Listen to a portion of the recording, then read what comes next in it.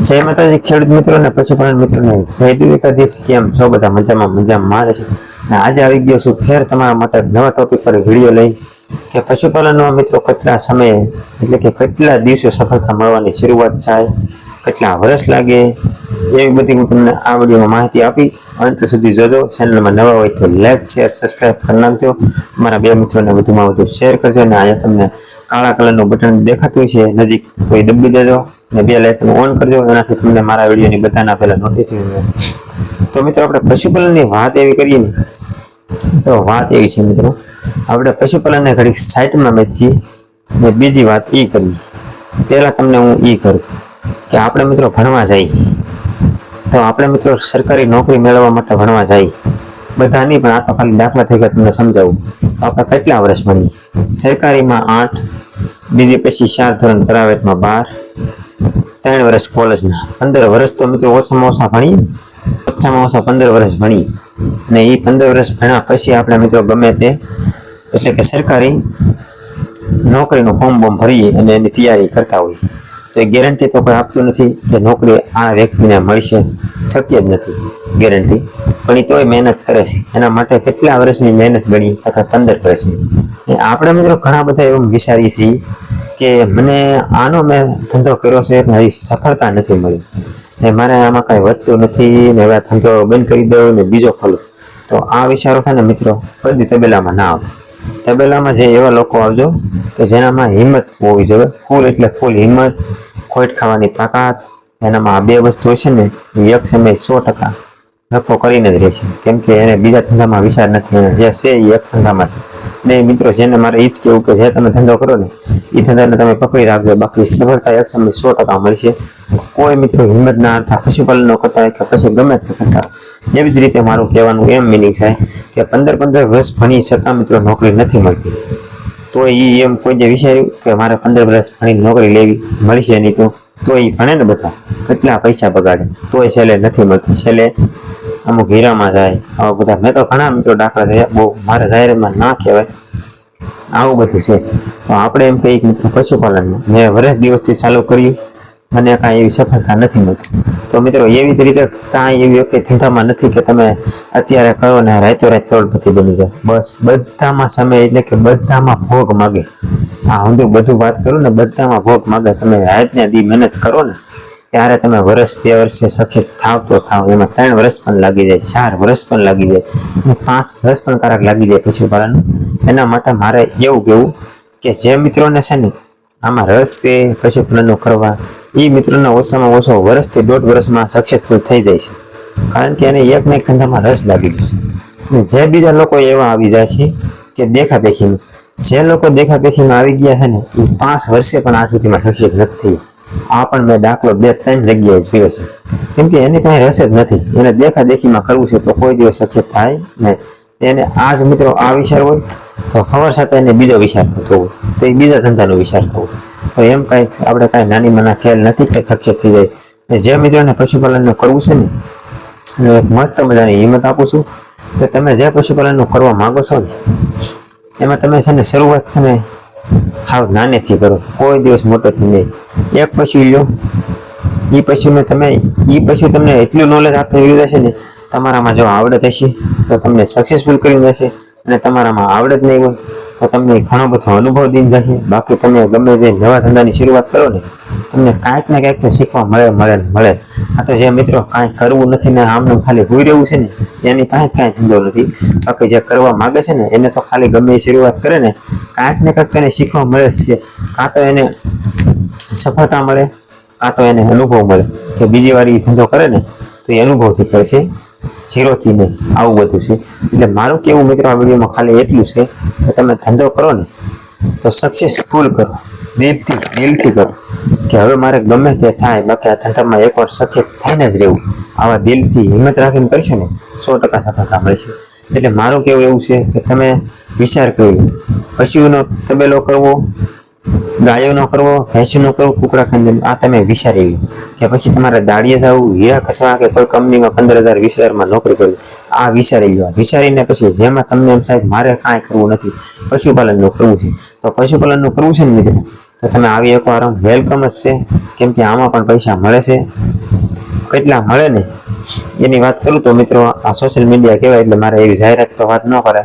મારી પાસે મિત્રો મારી જ વાત કરું પોતાની તો મિત્રો એક છે ને એક આપણે ફોન આવી જાય રેડમીનો 5G નો એવું એટલું કહી શકું.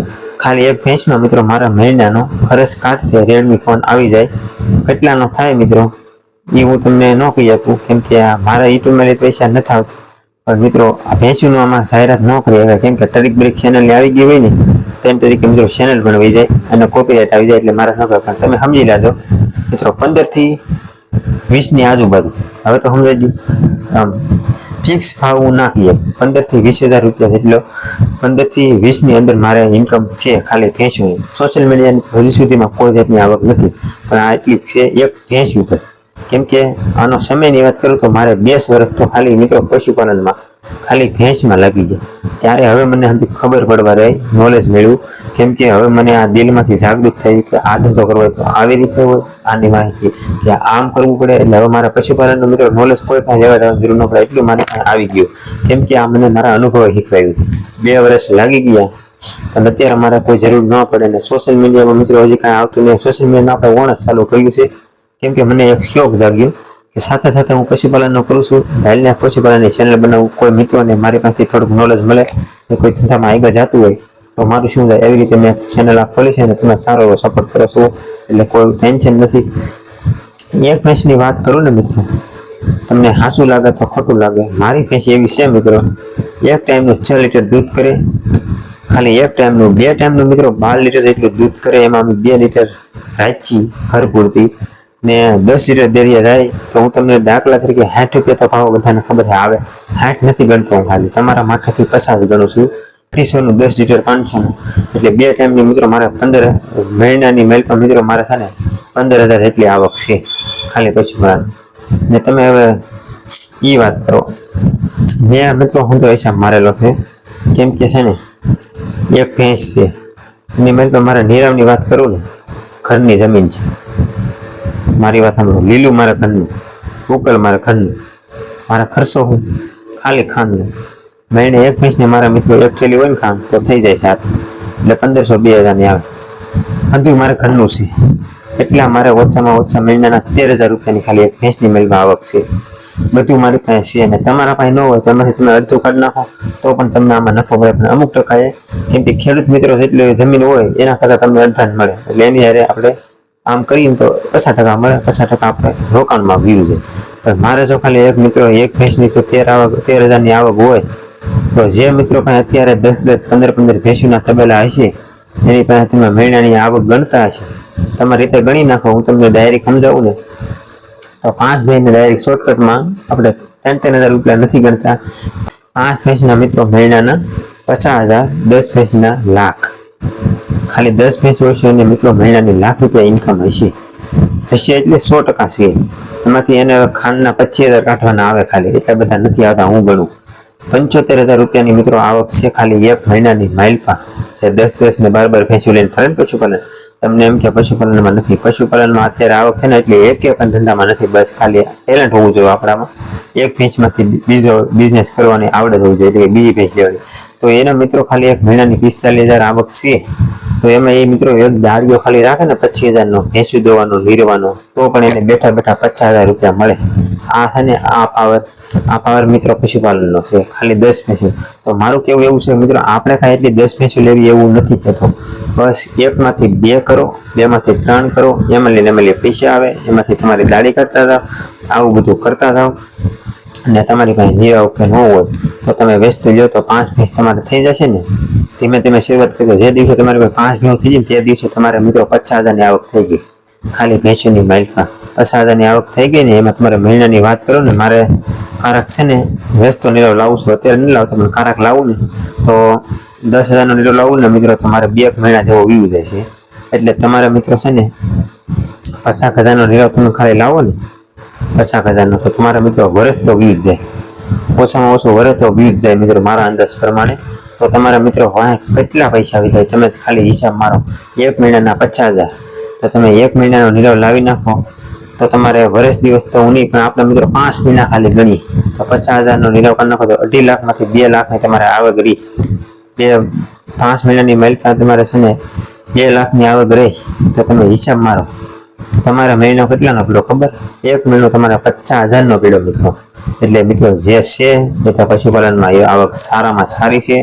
એટલે મિત્રો બીજી વાત એ કે તમે ખાલી દૂધમાં એટલા કામો ને તમે જો ગાભણી થઈ ગઈ તો પછી તમે એક ભેંસ વેચી દીધી હોય ને પારેથી તમે 20-30,000ની લેવા હોય, તમારી પાસે 80,000માં વેચી દીધી હોય તો કેટલા પૈસા મળે? એ તો ખાલી નોખી આવક મિત્રો. તો ખાલી મેં તો તમને આ જ કીધું. તો મિત્રો આ મારી વાતો દિલની મેં બધી હતી ને યાર તમને સક્સેસફુલ કહી દીધી. કે તમારાથી કાંઈ છુપાયું નથી, કાંઈ તમારે જાતનો પ્રોબ્લેમ હોય ફટાફટ કોમેન્ટ કરશો. આના પછીના વિડીયો આપણે બનાવીશું તમારા કોમેન્ટ પ્રમાણે. તો આ છે મિત્રો પશુપાલનનો પાવર. તો તમે જો મિત્રો કોઈ પશુપાલનમાં કરવા માંગતા હોય ને તો તમારામાં આવડત ન હોય પણ તમને એક મગજમાં ખુશવું હોય કે મારે પશુપાલનનું કરવું જ છે અને દિલથી કરવું છે, કેમ કે પોદળા નાખવામાં નીરા નાખવામાં બધું મારામાં તાકાત છે, હું એકલો કરું છું, આવો વિચાર હોય તો તમે મોસ્ટ વેલકમ છે, આવી શકો. આ જરૂર પડે મને કોમેન્ટ કરજો. તમારા માટે માહિતી રહે અને એમાં પૈસા મળે છે. તો બસ આજનો વિડીયો અહીંયા સુધી. ગમ્યો હોય તો લાઈક શેર સબસ્ક્રાઈબ કરવાનું ના ભૂલતો. તમારા માટે અવનવર નવા ટોપિકના વિડીયો લાવતો રહે. બધાને જય માતાજી, બાય બાય.